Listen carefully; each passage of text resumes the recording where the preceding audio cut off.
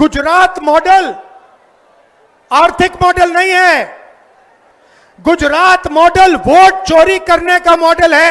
हिंदुस्तान के election commissioner के खिलाफ कोई एफआईआर नहीं कर सकता है, कोई कानून नहीं एक्शन ले सकता है। क्यों? इसका एक ही कारण है, ये लोग नरेंद्र मोदी की वोट चोरी में मदद कर रहे हैं। कुछ समय पहले अमित शाह ने कहा कि बीजेपी 40-50 साल अब राज करेगी। याद है आपको? अब राजनीति में कल क्या होगा किसी को नहीं मालूम, मगर अमित शाह को 40 साल की राजनीति मालूम है। कैसे? वोट चोर। इलेक्शन आता है, ओपिनियन पोल आते हैं, और उसमें ओपिनियन पोल हमारे जो मीडिया वाले कहते हैं, हरियाणा में कहा कि कांग्रेस पार्टी जीतेगी। नरेंद्र मोदी और अमित शाह कहते हैं बीजेपी जीतेगी, और आंकड़े देते हैं 300 पार। 2014 में, 2019 में ओपिनियन पोल कुछ और कह रहे थे। नरेंद्र मोदी जी 2019 के चुनाव के बाद रिजल्ट आने से पहले प्रेस कॉन्फ्रेंस करते हैं, कहते हैं 300 सीटें आएंगी। हिंदुस्तान के सारे पोलस्टर कुछ और कह रहे हैं, ओपिनियन पोल कुछ और कह रहे हैं। नरेंद्र मोदी कहता है 300 सीट आएंगी। कितनी आई? 300 आई। क्यों? वोट चोर। भाइयों और बहनों, सच्चाई है कि यह पहले गुजरात में शुरू हुआ। यह 2014 से पहले गुजरात में शुरू हुआ, और 2014 में नेशनल लेवल पे ये लोग इसको लाए। गुजरात मॉडल आर्थिक मॉडल नहीं है। गुजरात मॉडल वोट चोरी करने का मॉडल है, और इस मॉडल को ये 2014 में नेशनल लेवल पे लाए। आप देखिए, मध्य प्रदेश का चुनाव चोरी किया, हरियाणा का किया, महाराष्ट्र का किया। हम कुछ बोलते नहीं थे क्योंकि सबूत नहीं था, मगर महाराष्ट्र में सबूत मिल गया। इन्होंने कुछ ज्यादा कर दिया। लोकसभा में हमारा गठबंधन जीतता है, 4 महीने बाद असेंबली इलेक्शन होता है,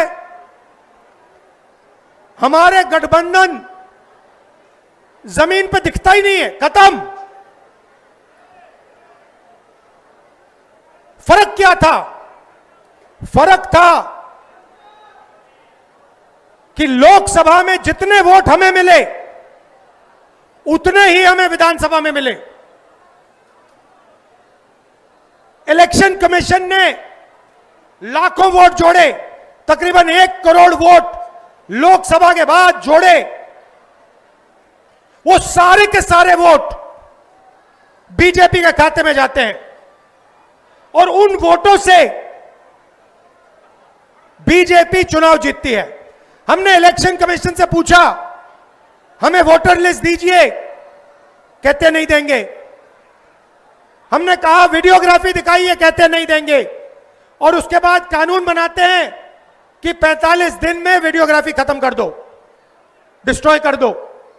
भाइयों और बहनों, मैं आपको गारंटी देके कह रहा हूं, और अच्छी तरह सुनिए,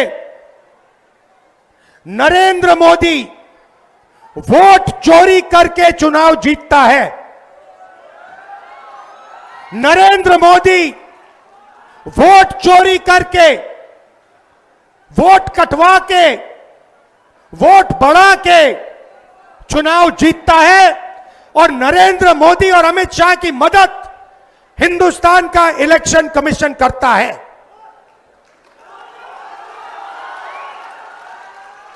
और सुनिए, 2023 में जब हमें बात समझ आनी शुरू हुई, जब हमें सबूत मिलना शुरू हुआ, एक नया कानून आता है। लोकसभा में, राज्यसभा में चुप्पे चुप्पे एक नया कानून आता है, पास हो जाता है, किसी को नहीं पता, दिन में पास किया जाता है। पता है क्या कानून था?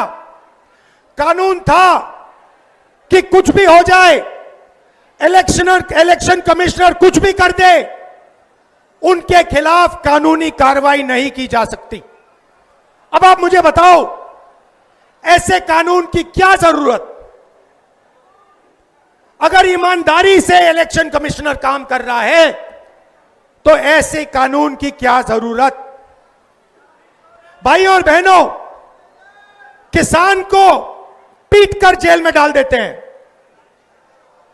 मजदूर को 2 जूते मारकर जेल में डाल देते हैं, युवा पेपर लीक के बारे में धरना देता है, लाठीचार्ज होता है, अंदर कर देते हैं, एफआईआर लग जाते हैं, मगर हिंदुस्तान के इलेक्शन कमिश्नर के खिलाफ कोई एफआईआर नहीं कर सकता है, कोई कानून नहीं एक्शन ले सकता है। क्यों?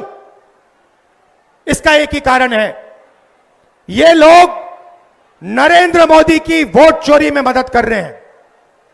और वोट चोरी हिंदुस्तान के ईबीसी, दलित, ओबीसी, अल्पसंख्यक और गरीब जनरल कास्ट के खिलाफ आक्रमण है। यह आपको खत्म करने का तरीका है। ये यहां नहीं रुकेंगे। आप ये मत सोचो कि भैया वोट ले लिया तो क्या हुआ, इसके बाद राशन कार्ड जाएगा, उसके बाद जमीन जाएगी। और जो आजादी से पहले समय था, जहां आपका अपमान किया जाता था, आपको कोई अपॉर्चुनिटी नहीं मिलती थी, आपको शिक्षा नहीं दी जाती थी, आपके माता पिता, उनसे पूछिए आजादी से पहले क्या होता था। जो राजा चाहता था कर लेता था, जो भी मन में आता था वो कर लेता था, जमीन अच्छी लगी जमीन ले लेता था। ये किताब, इस सोच ने हिंदुस्तान को बदला था और ये एक बार फिर आजादी से पहले के हिंदुस्तान में हमें ले जाना चाहते हैं।